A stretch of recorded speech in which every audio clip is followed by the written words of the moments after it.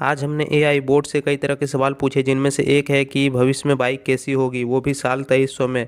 और आज 2023 है, तो यानी कि आज से 277 साल के बाद। तो आइए जानते हैं। हालांकि ये तस्वीरें कितनी सही होगी इसका पता तो भविष्य के वर्तमान में ही चलेगा, मगर इसका सवाल का जवाब बड़ा इंटरेस्टिंग होता है। तो चलिए देखते हैं। जैसा कि आप देख पा रहे हैं स्क्रीन में, तो बोर्ड ने कुछ इस प्रकार की तस्वीरें हमें निकाल के दी है। भले ही ये कार्टून जैसा दिख रहा है, लेकिन कौन जानता है कि क्या पता फ्यूचर में इस तरह के ही बाइक होंगे या नहीं।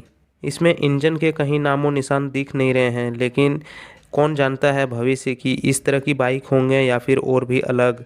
तो ये वीडियो आपको कैसा लगा कमेंट करके ज़रूर बताएं, और वीडियो अच्छा लगा तो लाइक करके चैनल को सब्सक्राइब अभी करें।